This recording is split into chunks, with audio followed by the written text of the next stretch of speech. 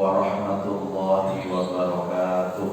Waalaikumsalam warahmatullahi wabarakatuh. Bismillahirrahmanirrahim. Alhamdulillahi rabbil alamin. Wassalatu wassalamu ala asyrafil anbiya'i wal mursalin Sayyidina wa maulana Muhammadin wa ala alihi wa sahbihi ajma'in. Asyhadu an la ilaha illallah wa asyhadu anna Muhammadan abduhu wa rasuluh. Allahumma salli wa sallim wa barik ala Sayyidina Muhammad wa ala alihi wa sahbihi ajma'in. Subhanaka la ilma lana illa ma 'allamtana innaka antal alimul hakim wa tub 'alaina innaka antat tawwabur rahim warhamna bi rahmatika ya arhamar rahimin. Amma ba'du. Ma'asyiral muslimin wal muslimat, segenap jamaah subuh Masjid Baiti Jannati rahimakumullah. Mari kita membaca suratul Fatihah. Mudah-mudahan apa yang sudah kita niatkan semuanya diridhoi Allah Subhanahu wa taala. Ilmu yang kita kaji menjadi ilmu yang manfaat. Mudah-mudahan kita diberikan barokah umur, barokah rezeki sampai menjumpai di bulan suci Ramadan. Al-Fatihah. A'udzubillahi minasyaitonir rajim. Bismillahirrahmanirrahim. Alhamdulillahi rabbil alamin arrahmanir rahim maliki yaumiddin. Iyyaka na'budu wa iyyaka nasta'in. Ihdinas siratal mustaqim. Siratal ladzina an'amta 'alaihim ghairil maghdubi 'alaihim waladdallin. Amin. Hari ini kita akan melanjutkan kajian Sirah Nabawiyah dengan tema di bawah lindungan nubuwah dan risalah. Nubuwah itu tugas yang bertugas namanya nabi. Risalah itu tugas yang bertugas namanya rasul. Jadi nubuwah, nabi, risalah, rasul.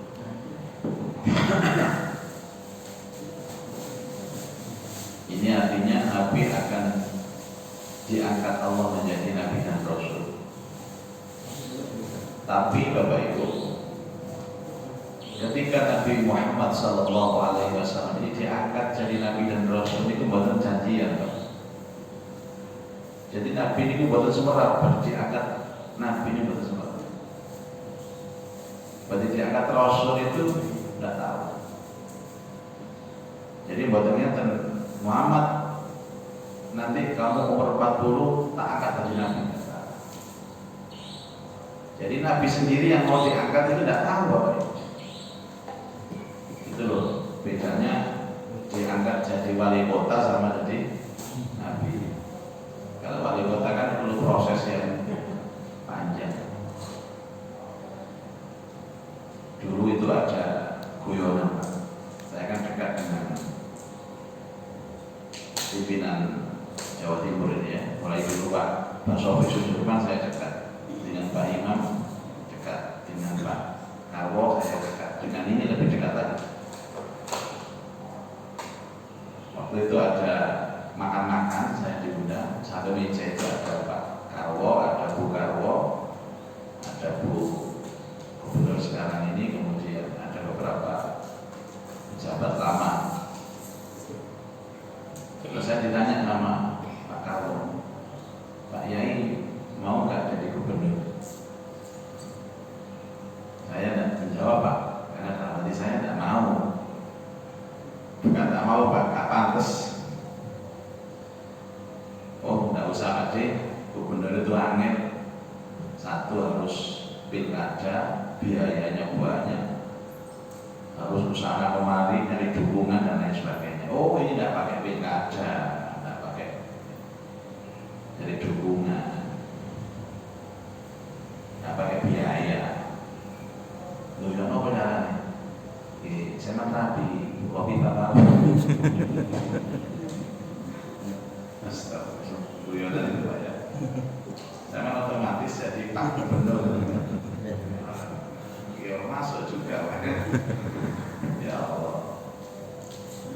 Jadi jangan dikira nubuwah dan risalah itu sudah janjian, Pak. Boten. Begitu pula nabi-nabi sebelum Rasulullah, Nabi Isa, Nabi Musa, Nabi Ibrahim, semuanya diangkat menjadi nabi dan rasul, sebelumnya tidak tahu. Itu artinya apa?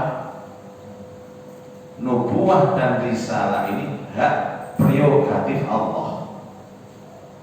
Oh, prerogatif itu. Disebutkan itu lah.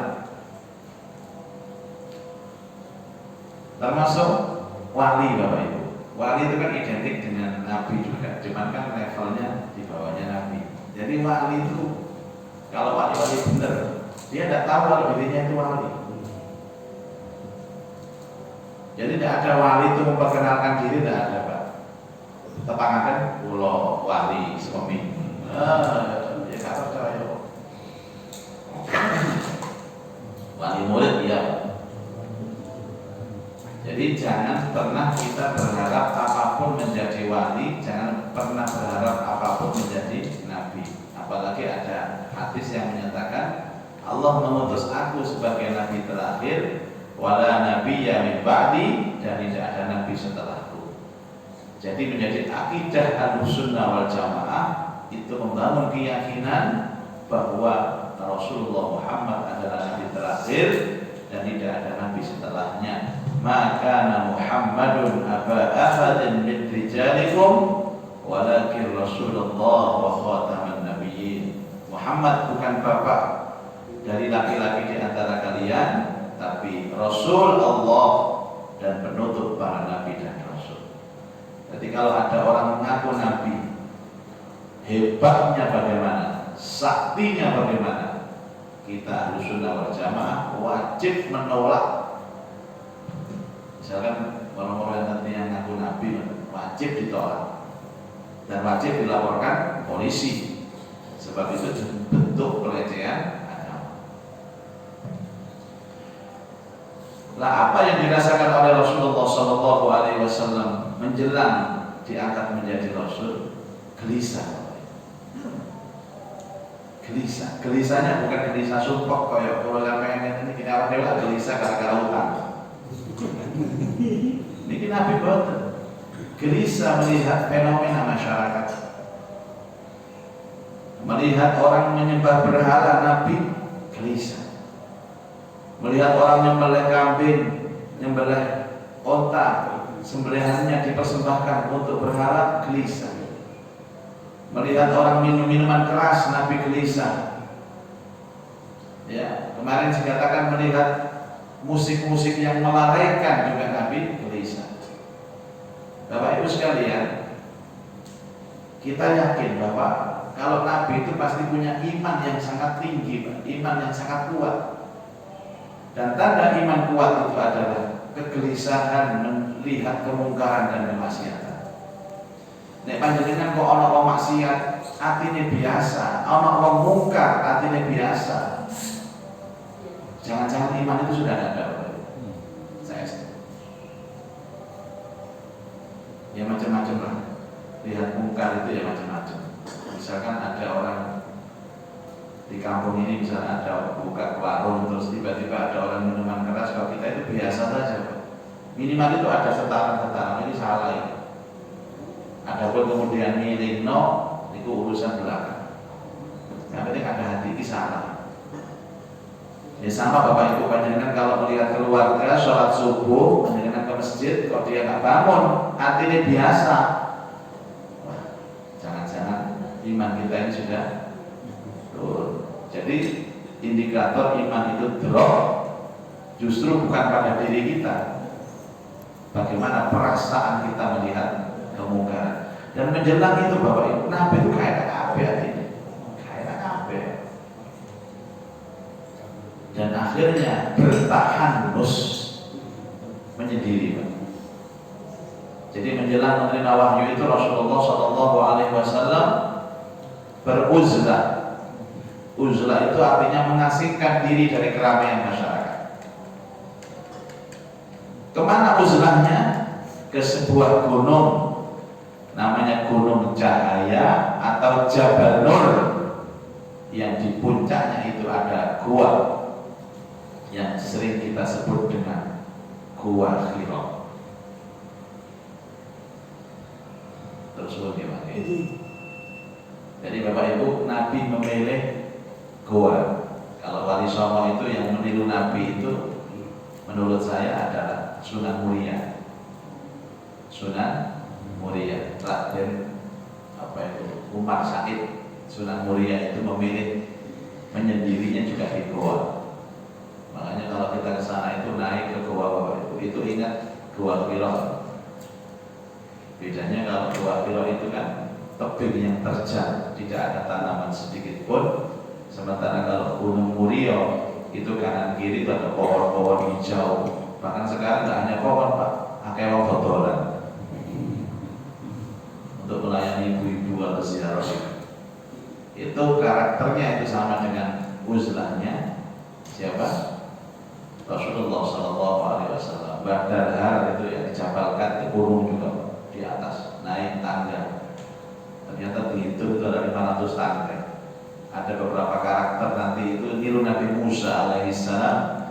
Nabi Musa itu menyendirinya di mana? Di laut.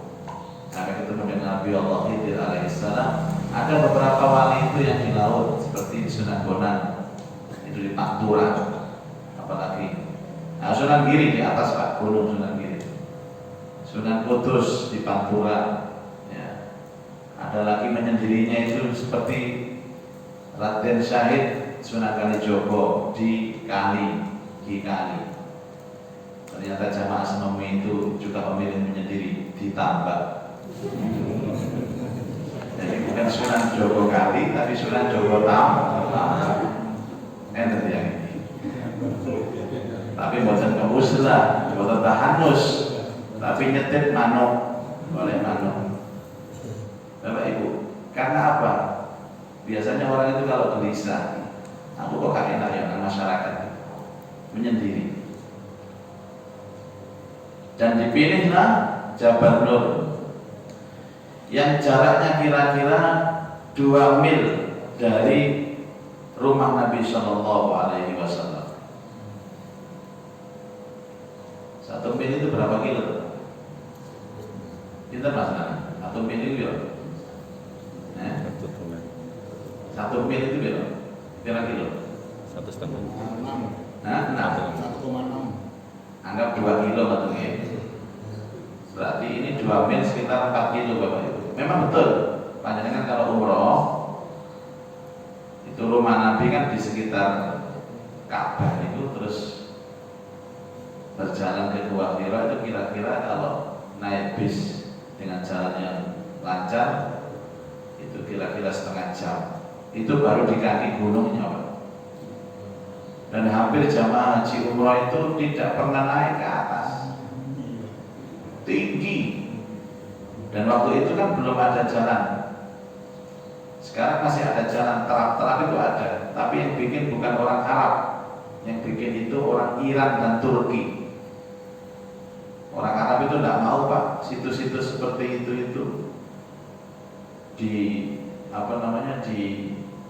dikembangkan, tidak mau. Jadi yang ngurus itu orang Pakistan sama orang Iran. Yang suka naik itu orang Pakistan sama Iran. Jadi dibikin kayak terap-terapan seperti tangga begitu. Dulunya tidak ada. Dan medannya sangat curam sekali. Itu naik mungkin butuh 2 jam Bapak. Ya karena fisik kita ini lemah. Butuh 2 jam. Dari kaki ke atas itu butuh 2 jam.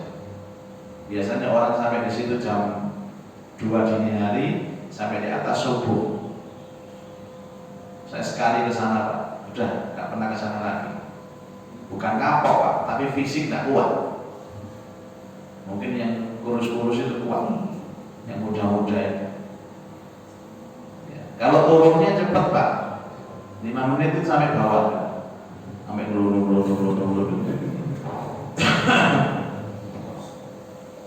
Jadi kalau melihat Gua Hira itu kita melihat betapa kuatnya fisik Rasulullah, betapa sehatnya fisik Rasulullah. jenengan nanti tentu kita. Masa takut nanti tentu yang apa coba? Tentu ini mau yang pedangnya Rasulullah. Jenenge pedang Zulfikar. Pedang Zulfikar itu Pak, abote sak kintal. Dan ada pedangnya Abu Bakar di situ, ada pedangnya Khalid bin Walid. Beratnya juga sama, kira-kira 1 kintal. Itu oleh Rasulullah dipakai perang Pak, diobat-abit bang ini. Kulo membetot kok, ada kayak pundak itu, gak kuat. Nggak usah diangkat, tak kayak pundak, tak ceklit, tak di pundak kulo kiyu gitu. Dan itu diayun-ayun namanya pedang. Masa perang itu bikin tetel, apa perang ini? Perangnya ting-ting nih kata kayak film-film ini. Ya Allah ya Rahman. Dan perang Badar itu Rasulullah dan sahabat dalam keadaan puasa Ramadan. Poso di siang hari manggul pedang sakintal diayun-ayunkan. Itu dari napa niku? Tameng ini. Ya Allah, jadi kalau tameng nggak pedang. Kayaknya cekas logol pedang. Itu menunjukkan bahwa Masya Allah ini kuat-kuat. Maka ada hadis Nabi, al-mu'minul qawiyyu khairun wa ahabbu ilallah minal mu'minid dhaif. Mukmin yang kuat fisiknya itu jauh lebih baik dan lebih dicintai Allah daripada mukmin yang lemah. Latihan lari, latihan apa? Saya ngapot-ngapot. Amerika boten kadang-kadang mari subuh ya turu. Mamane posoan tetep tak tambah enak-enak turu mari subuh, angel.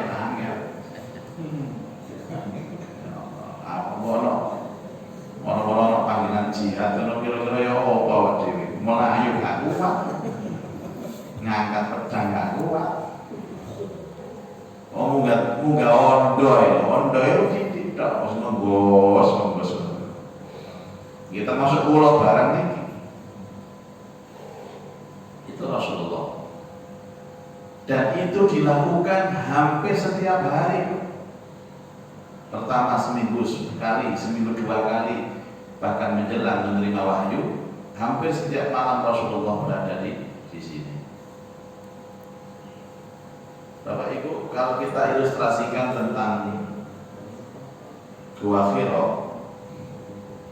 Gua Hira itu adalah suatu gua yang tidak terlalu besar, yang panjangnya hanya 4 hasta, 4 meter lah, dan lebarnya antara 3/4 hingga 1 hasta. Itu Bapak Ibu, kalau dimasuki itu hanya cukup 2 orang di dalamnya. Jadi jangan dipikir kalau Gua Hira itu seperti Gua Akbar di Tuban atau Gua Maharani di Lamongan.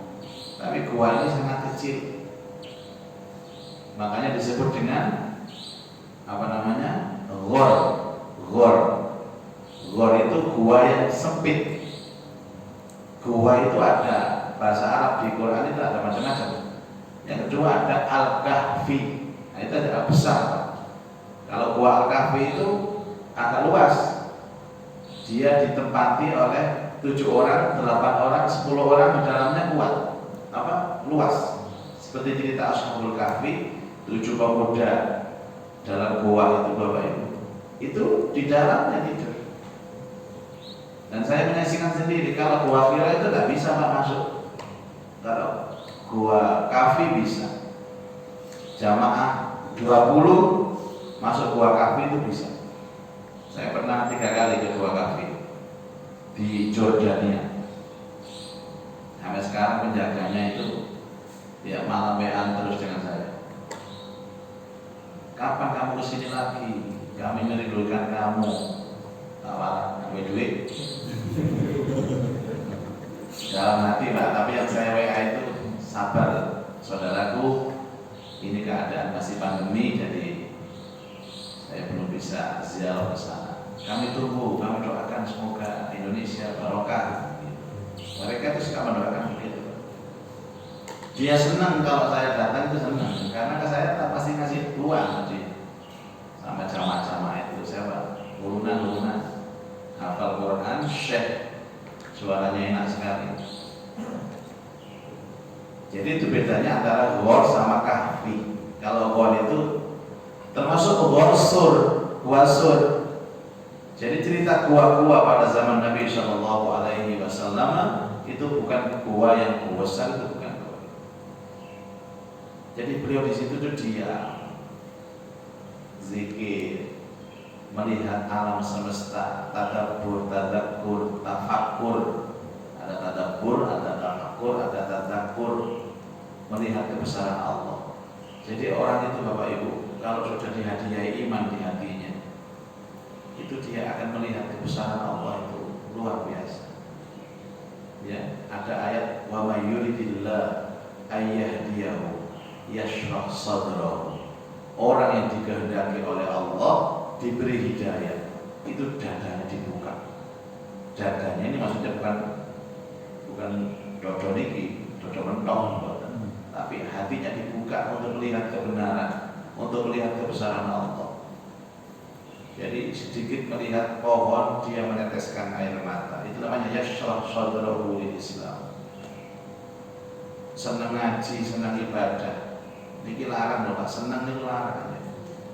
Tapi wa may yurid ayyudillah, orang yang dikehendaki sesat sama Allah, yaj'al sadrahu dayyiqan haraja. Allah akan menjadikan dadanya itu sempit Pak, sampai dia tidak bisa bernafas. Dan dia menukik ke atas, fis sama, gangat terus, wangi tuturane. Akan dinasihati itu masuk telinga kanan, keluar telinga kiri. Ini kusik lumayan, kadang masuk telinga kanan, nyangkal balik mana gak sampai kiri. Wangil, tidak ngomong wangil, kasih masukan susah. Dan biasanya orang ini mintanya mental penentang dan penantang. Dan dia di masyarakat itu usrak terus pokoknya, ono jangan gak berdoa kayak ini terus apa teman juga ya. Sombongnya minta ampun, ngomong daki gak karuan. Adik medite setengah mati, lagi sih penting medite setengah mati. Jadi Rasulullah Shallallahu Alaihi Wasallam itu perasaannya apa? Gak enak kumpul-kumpul wong itu, karena di Mekah pada waktu itu puncak-puncaknya jahiliyah. Puncak-puncaknya jahiliyah. Nah ini kan belum ada Islam. Mau bergaul dengan di sana mabuk, mau bergaul di sana nyembah berhala, mau bergaul dengan sana wedoan, wis menghindar. Jadi Rasulullah SAW itu sering berangkat sore hari, pulangnya subuh. Kemana? Ke Gua Hira. Bahkan selama bulan Ramadan beliau berada di gua ini. Pernah Pak, bulan Ramadan ini belum diwajibkan puasa belum. Cuma kan bulan Ramadan itu sudah ada sebelumnya. Kan bulan-bulan itu kan sudah ada sebelumnya Pak. Ada bulan Ramadannya tapi belum ada syariat puasa. Pernah Rasulullah 1 bulan itu ada di situ, di gua ini. Kadang-kadang Rasulullah bawa bekal. Di samping itu kadang-kadang Rasulullah juga ditemani Pak. Siapa yang menemani Rasulullah? Ada fakir miskin. Makanya Ibu Khadijah itu sering bawa bekal itu banyak. Di samping untuk Rasulullah makan, juga diberikan kepada fakir miskin. Kira-kira kalau sekarang tempat yang representatif untuk niru Nabi ini kita ketemu di daerah ini, sing sepi, sing gak ngomong belas, kan di Pakuan, ya apa sih? Mau ini menyendiri kota Pakuan. Dulu di Ampel itu saya pernah ketemu dengan Gus Dur sama Gus Mi di pojokan itu. Sering dulu Gus Dur sama Gus Mi itu sering ketemuan janjian di Ampel sekitar tahun 90 berapa ya? Pakuan loh, sering janjian di sana. Sama di Masjid Agung Blitar, itu tempat janjiannya. Nah ini kita buatan nafsu janjian, buatan masjid, buatan makom, dan warakok. Itu kan warakok rapatan ya. Jadi tempat ini memang sangat berpengaruh Bapak Ibu sekalian. Jadi Rasulullah SAW itu terus-menerus. Biasanya begitu memang pada saat orang itu yang diangkat jadi wali itu juga demikian.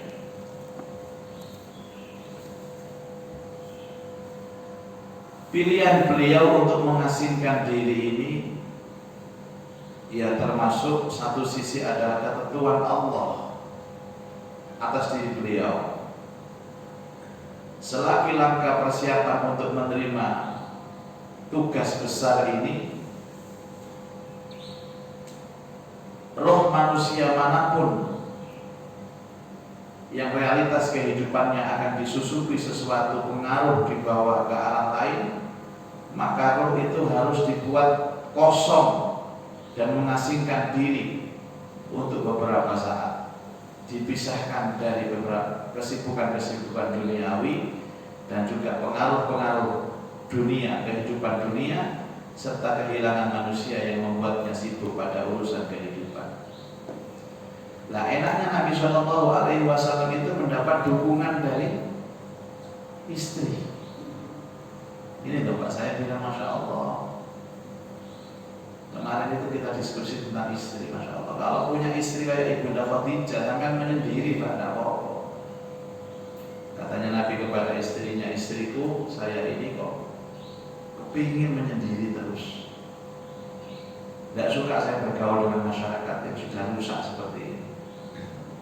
Istrinya juga, monggo Nabi, monggo, suamiku, monggo, jenengan tinggal. Niki sama nih, sama berangkat. Niki berkali, sama berangkat. Lalu awakmu ya apa tak tinggal? Bukan masalah. Karena saya yakin apa yang kamu perbuat ini adalah baik, benar. Ngoten niku Pak. Nah, sampean kok pamitan bojo terus gak diizini gak sida dadi rasul. Cek aku tak jamane diri ya. Nang gunung kono. Saulan. Nah terus belajar ya gak awal golek dhewe, ya karepmu ae. Coba. Saya kan berkata begini, semua yang apa ada pada diri Rasulullah itu atas dukungan istri. Kalau seandainya Khadijah tidak begitu Pak, Nabi itu tidak jadi Rasul. Memang sudah klop. Ketika Nabi mau diangkat jadi Nabi dan Rasul, dijadikanlah Ibunda Khadijah yang punya sifat seperti itu untuk mendampingi beliau. Dibandangi sama Khadijah, sudah berangkat. Ini ada bekal. Sudah, sama tinggal saulan sama kamu. Itu Pak. Jadi kalau memang misalkan ya Nabi itu punya misalkan kalau jadinya misal, kata Pak setuju atau kira-kira ya apa? Yuk kasih debu ya. Awas budal ya. Awas budal. Budal lo nek aku kayak orang belanja. Jadi pentingnya istri ya dalam pendamping perjuangan itu luar biasa. Makanya panjenengan ya wong lanang-lanang ini Masya Allah masih sugih ya nopo Pak. Masih pangkat ya nopo. Masih gagah ya nopo. Kalau tidak punya istri yang sholihah, seakan-akan kita itu tidak punya apa-apa. Karena harta terindah adalah istri sholihah. Itulah kata-kata Roma Irama. Dunia adalah perhiasan dan sebaik-baik perhiasan itu adalah istri sholihah. Itu hadis Bapak Ibu sahih. Dan Roma ini hanya menirukannya. Ya, ad-dunya mata wa khairu mata'iha al-mar'atu sholihah. Dunia ini perhiasan dan sebaik-baik perhiasan itu adalah istri sholihah.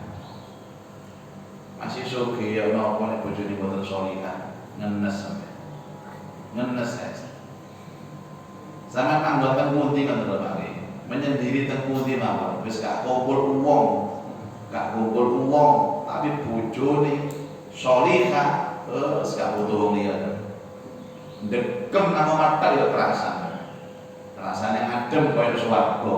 Nek bojone sholihah, tapi nek dekem nang omah bojone gak sholihah. Cerewet koyo neraka rasane. Sampeyan guyu iki kok pengalaman saya. Coba. Jadi sekali lagi Rasulullah bisa seperti ini itu atas dukungan istri. Istri sholihah.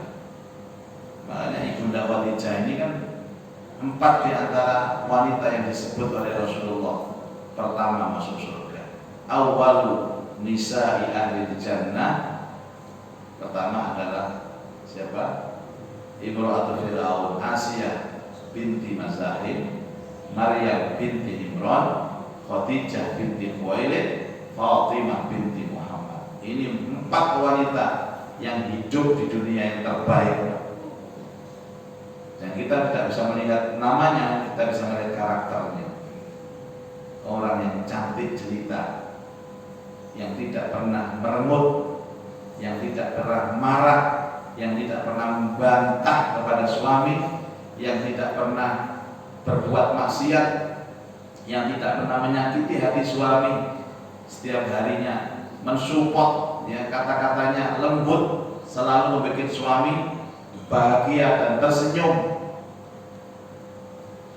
Wah, ini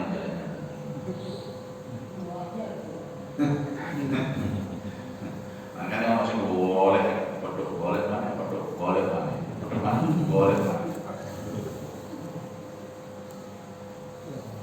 Masya Allah. Ya itu sudah dikeluarkan sama Allah ya Pak. Boleh nggak kita mengatakan begini Pak? Misalnya bojone itu sekali diharap nomor terus, nggak sembahyang. Masya Allah senengane mulak-mulak. Ya Allah, ini sudah takdirmu. Wah, ini angsan apa teman teman? Ya Allah, ini sudah takdirmu. Itu kira-kira orang itu pasrah atau putus asa? Jadi putus asa kalian pasrah itu tipis loh Pak. Jadi orang ngotot itu disamani kan, lalu apa ya berdoa selesai, gak berubah tapi segera ini karena aku takdiri Allah, aku wis pasrah nang Allah, itu butuh pasrah jadi Pak, putus asa, dunia sampai dalam ayat ini takdirku, wah putus asa sampai, bukan pasrah itu memanfaatkan semua potensi untuk mencapai tujuan. Nek bojone kaya ngoten. Iki sampe boleh mana? Nah itu tadi. Apa tuh lho iki namongan mawon, menyarankan. Apa sih bahasan sing maksudnya itu Bapak Ibu, didik yang baik, dididik, jangan putus asa. Dididik yang baik. Jadi kan istilahnya kulon itu dibina yang baik, tidak bisa binasakan. Bahasanya sih kan maksud dibinakan, karena dibinasakan maksudnya bukan dipatahin, bukan gitu. Maksudnya ya nopo lah.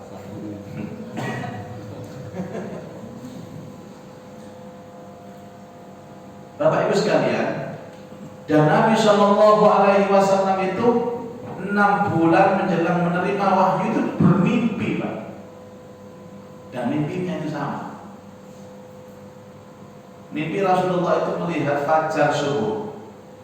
Setiap malam itu mimpinya sama selama 6 bulan. Dan ini sama mimpi koyo Nabi Pak, bisa hati-hati sampai. Ya, mungkin diangkat dari Allah. Jadi mimpinya itu sama sekali. 6 bulan. Makanya tambah gelisah.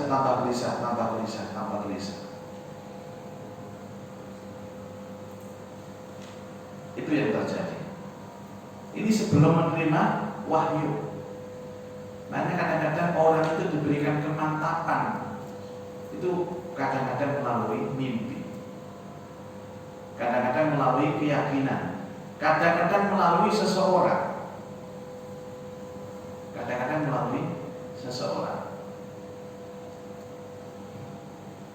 Kapan itu ada begini Bapak Ibu? Ada orang itu datang ke rumah jam 1. Saya waktu itu ada sama istri sama anak-anak masih di luar kota, mau perjalanan pulang. Jadi jam 1 itu ada tamu, tapi karena dia omong-omong di depan pagar, maka security ini menegur dia. Nyari siapa Pak? Nyari Pak Muzaki. Kelihatannya nggak ada Pak, ini kendaraannya nggak ada. Ya saya tunggu.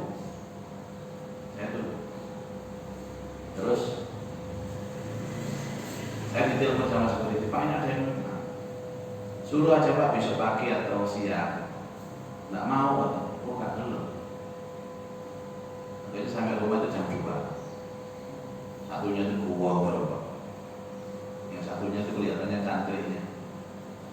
Terus dia menenangkan kepada saya, Pak, saya ini kiai, buru-buru mau mengaku kiai. Padahal saya tahu rumus Bapak Ibu, kalau ada orang baik mengaku baik itu pasti tidak baik. Wadek tangan ingatan, pulau niki kiai. Tapi kalau gimana ngomong, aku jadi ya iso, kodok. Wonten napa Pak? Bojoku lho pundi? Bojoku lho pundi ya? Bojo sampean napa? Sing duwe bojo sampean apa kula iki? Jadi istrinya itu hilang 4 bulan. Hilang 4 bulan, terus di WA itu bisa. Wis Pak, ojo goleki aku saiki wis aman, uripku iku tenang, melok ya Ibu Zaki. Yo iki digarani. Lah pada saat takon bojoku ndi lho? Pinggir kula niki bojoku lho.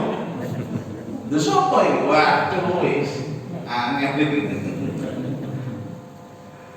Jadi kadang-kadang fitnah itu muncul Bapak Ibu sekalian. Bapak, kula mboten ngertos. Lho niki buktine WA. Lha sampe takon bojo sampean iki, sampe geledah mboten enten. Mboten enten. Kamu apa zaman itu sudah? Mboten enten. Sampe golek sing tepat. Sudah. Akhirnya kula kali bojo kula niku salah paham. Tapi saya itu prinsip kula ngeten Bapak Ibu. Hanya Allah yang menguji, Allah pula yang akan menghilangkan ujian. Kula langsung ndonga dengan Allah, ya Allah, kula ini mboten ngerti napa-napa, ini ada fitnah seperti ini. Tolong panjenengan urai semuanya.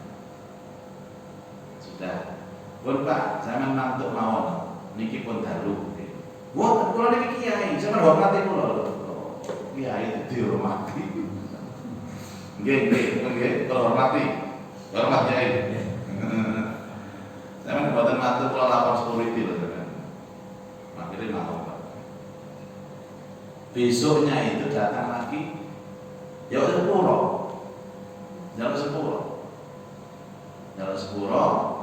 Sak bojone nggih moro. Masyaallah. Ngapunten nggih, ya Muzaki, ternyata bojo kula niki mboten sampeyan sing nyimpen. Sinten sing nyimpen? Sing ngitan nyambak iki teng omahe budine mriku. Dadi perempuan itu oleh saking ngefene teng kula niku Pak. Ngoten niku. Sampai dia berhalusinasi Pak. Lho napa kok sampe ngomong melok aku kirangan kuwi. Kula kan sering pengajian teng budine niku derek. Kula nek turun ke sampean ceramah niku ati kula niku damai, adem rasane. Kula kasta apa iki? Gitu. Dan biasanya orang-orang yang baik itu ya memang harus mengalami masalah seperti itu. Jadi Allah itu akan memberikan masalah, tujuannya satu Pak, untuk mendewasakan kita di dalam kehidupan ini. Semakin banyak masalah, hidup ini semakin dewasa. Nah, terkait dengan mimpi Rasulullah SAW, mimpi Nabi ini Pak. Jadi mimpi ada fajar setiap malam. Ini termasuk isyarah. Jadi ada sebagian orang itu diberikan petunjuk lewat mimpi. Tapi biasanya mimpi berulang-ulang. Kalau mimpi pertama kali, kedua kali, ketiga kali, ini mimpi yang belum bisa menjadikan ukuran. Jadi ada namanya takwilul ahadits. Takwilul ahadits itu artinya mimpi yang bisa ditakwil. Jadi seakan-akan fajar menyingsing yang setiap malam dilihat oleh Rasulullah itu adalah gambaran bahwa memang dunia ini akan bercahaya dari seseorang yang diberikan mimpi. Enten mimpi sing boten saged ditakwil, enten mimpi sing saged ditakwil. Dan ilmu tentang takwil ahadits itu juga diambil oleh orang-orang tertentu. Jadi orang-orang itu ada yang bisa mentakwil, tapi ditakwil secara buruk, ada yang takwil secara baik. Salah satu yang pandai mentakwil mimpi dulu itu adalah Nabi Yusuf alaihissalam. Nabi Yusuf itu pandai sekali. Jadi kalau niki ngimpi sikil kula niki dicoba kula ya. Oh, pada rapi sampean, jero rapi sampean. Nek kula mboten saged, Pak. Mboten usah moro-moro terus ngimpi lapor teng kula mboten saged kok. Tapi itu bisa dipelajari. Ilmu takwilul ahadits itu dipelajari. Enten primbon khusus nih. Ya, primbon sing bahas napa? Takwilul ahadits. Banyak sekali mimpi kepada kewan niku napa artine, mimpi niku delok wit-witan niku napa, nek mimpi sering ketemu bulan niku napa, nek mimpi macam-macam. Masalah kebenarannya saja ini kan adalah Bapak Ibu. Takwil itu bukan karena rumusnya, tapi siapa yang mentakwilkan. Kalau orangnya soleh, orangnya itu ahli ibadah, dimungkinkan bahwa mimpi ini benar. Makanya yang pertama kali akhirnya menjadikan siapa? Fir'aun itu ketakutan dengan anak laki-laki Bani Israil ya karena mimpi itu. Karena mimpi. Nah, insya Allah nanti akan kita jelaskan tentang bagaimana proses turunnya wahyu.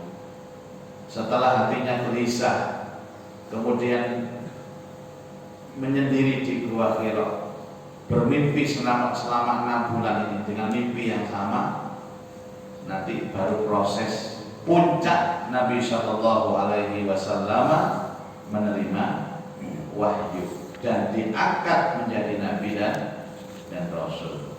Tunggu dalam sesi pengajian berikutnya, insya Allah. Mudah-mudahan hari ini kita mendapatkan ilmu yang manfaat. Al-Fatihah. Bismillahirrahmanirrahim. Iyyaka na'budu wa iyyaka nasta'in. Shiratal ladzina an'amta 'alaihim. A'udzu billahi minasy syaithanir rajim. Bismillahirrahmanirrahim. Alhamdulillahi rabbil alamin.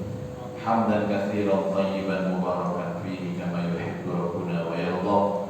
Hamdan yuwafi ni'amahu wa yukafi mazidah. Ya Rabbana lakal hamd kama yanbaghi li jalali wajhika al-karim wa 'azimi sultanik. Allahumma shalli ala sayyidina Muhammad wa alihi wa sahbihi ajma'in. Allahumma anfa'na bima 'allamtana wa 'allimna ma yanfa'una wa zidna ilman nafi'a. Allahumma arzuqna fahman nabiyyin wa hifdzal mursalin wa ilhamal malaikati